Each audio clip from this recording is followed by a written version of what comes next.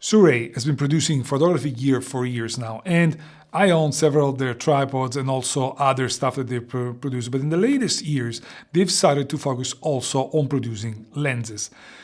Mostly manual focus lenses, as they've been focusing on producing cine lenses, anamorphic lenses, and lenses like this. But in the last year or so, they also entered the affordable, fast aperture APS-C autofocusing lenses market. And they've done it with a series that is called the Sniper series. This is a series that shows 5 different lenses, 16, which is the lens that we're going to talk about today, the 23, the 35, the 56, and the 75. All of them are F1.2, and all of them are derived from the cine versions of the same lenses, which is the Nightwalker, I believe, Nightwalker lenses. So you should expect very good video performance out of these lenses.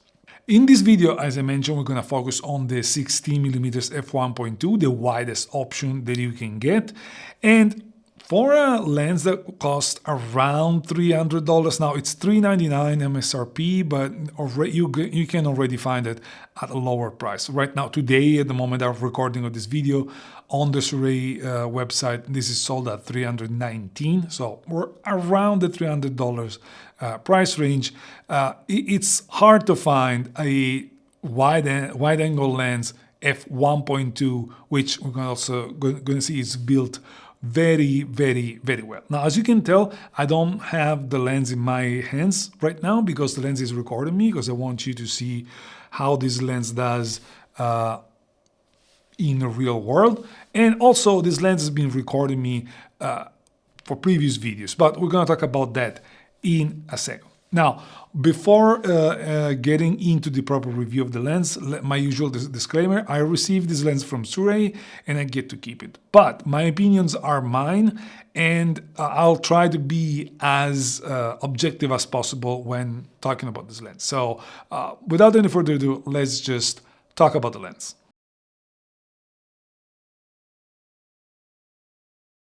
From a build quality standpoint, the lens is built really, really well. It's made of high quality materials, it's solid with tight tolerances, and on the outside you only get the manual focus, which is smooth enough. I mean, it's the way it should be, and you don't get any other control. You don't get an aperture ring, you don't get function button, you don't get anything else.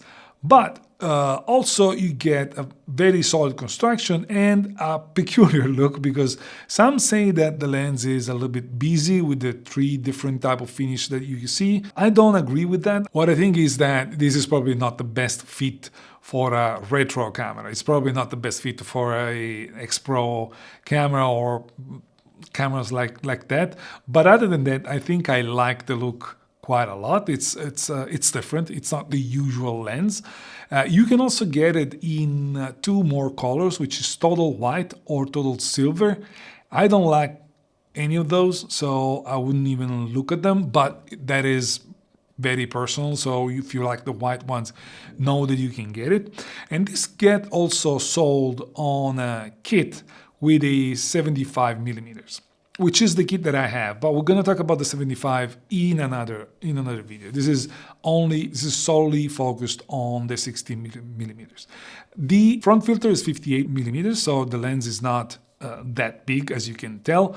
So, and again, very reasonable dimensions, and it comes with a plastic hood. When it comes to the back of the lens, you don't get a weather sealing, so the lens is not weather sealed. Like, try to look in the literature that they have.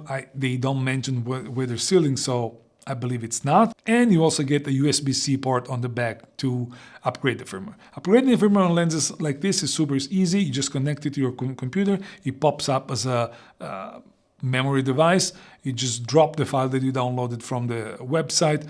The lens recognizes it.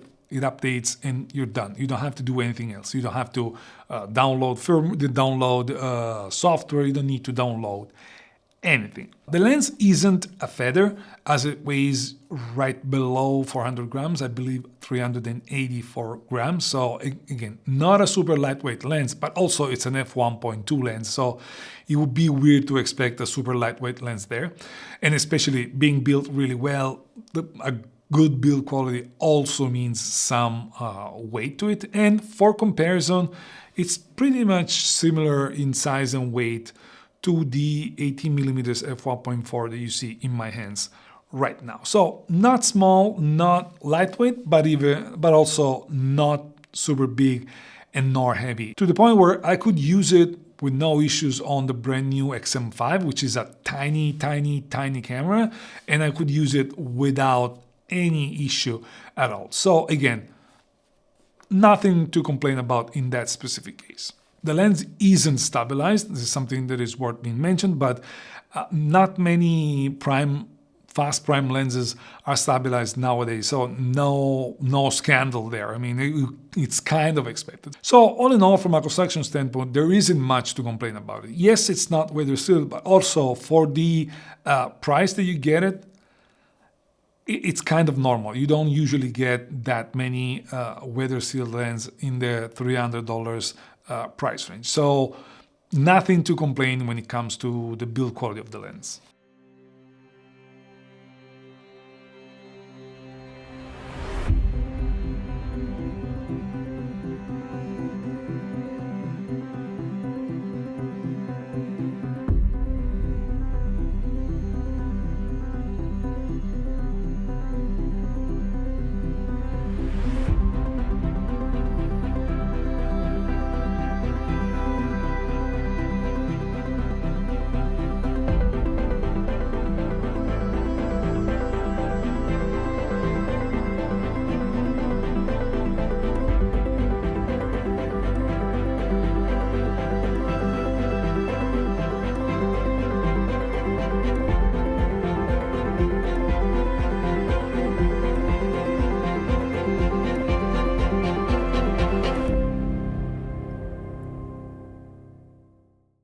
As mentioned, this lens is the hybrid brother to the Nightwalker 16mm f1.2 lens. That is a video lens, and so sharing the same optical formula, you can expect a lens that is optimized for video performance. And video performance usually means that you don't need super sharp lenses. You don't need super precise optical formula. You need a specific look that makes you want to use that lens. Of course, you don't need a crappy lens for video, but you can get away with a little bit less sharpness or a little bit of more fringing. And we're going to talk about both in a second. Now, does that mean the lens isn't good for photography? Absolutely not. I've used it for photography for the last 15 days. And I've been shooting it a lot, and I can tell you from the get-go, the lens is good for photography. But let's just analyze what you should expect when it comes to image quality with this lens. Starting from the sharpness on the 40 megapixel sensor.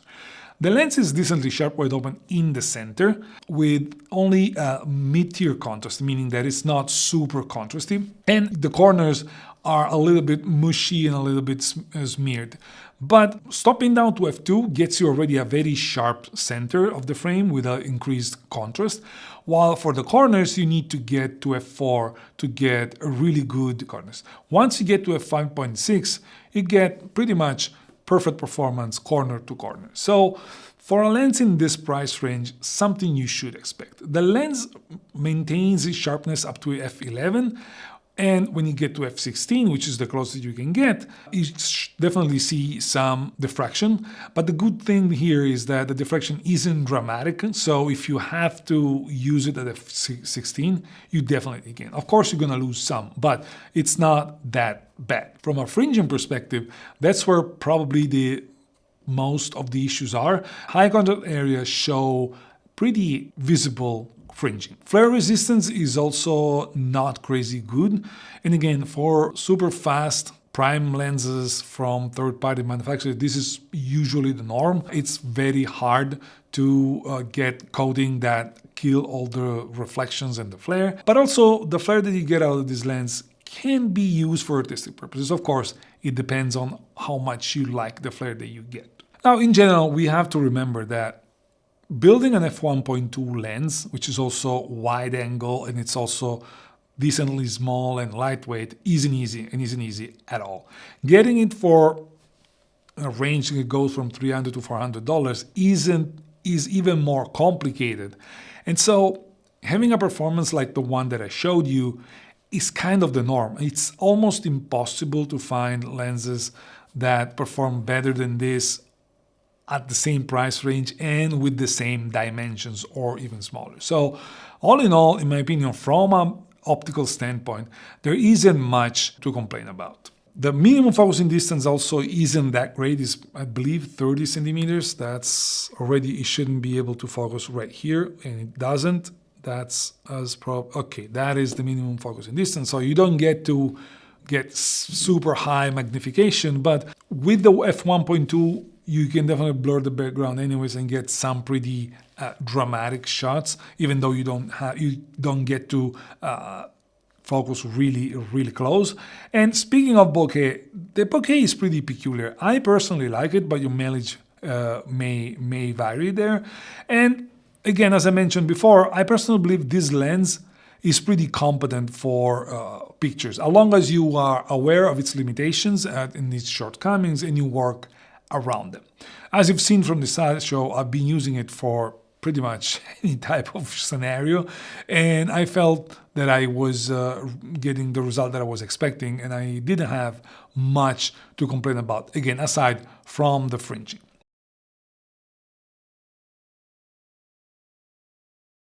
Video is where this lens shines. As I mentioned, this is the hybrid brother to Cine lens, the Nightwalker, and you definitely see that. You've seen it in action throughout this video. You can see there is basically no focus breathing, which is something that I like a lot. And we're going to talk about that in a second, because this lens is going to replace my 18mm f1.4 for recording this type of video, specifically for that reason. The 18mm is a better lens overall, but the Sirui 16 f1.2 shows a lot less focus breathing. And in this type of scenario, when I show you lenses, I keep doing this and the focus has to shift and then shift back.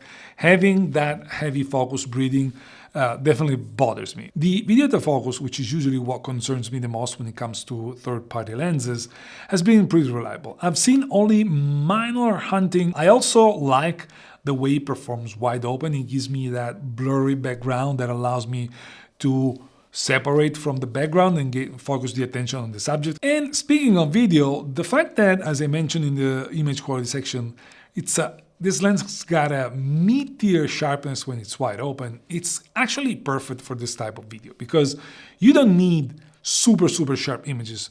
When it comes to video, sometimes a lot of YouTubers use a black mist filter to kind of smoothen things up.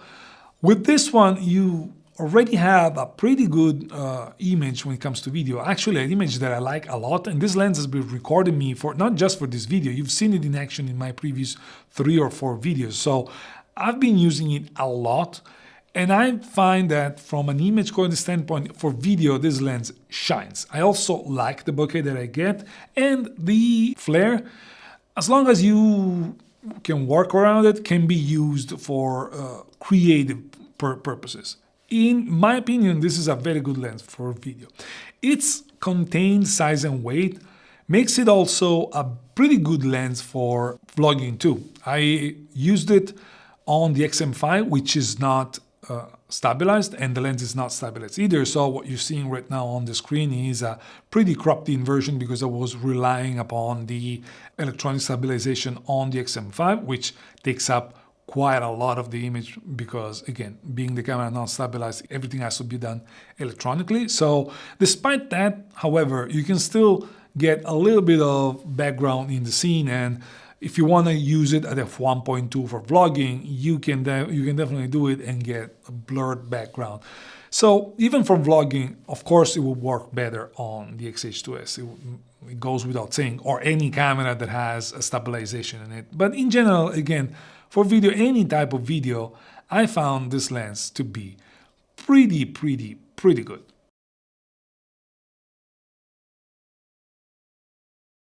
So in conclusion, while this lens isn't perfect, It's also unique and it's pretty enticing because the f1.2 aperture, because of the price point, because of its size and weight that for an f1.2 lens is pretty contained, this lens has a lot going for it. The photography performance is a little bit peculiar, meaning that it's kind of a vintage look to some extent, but not in a bad way.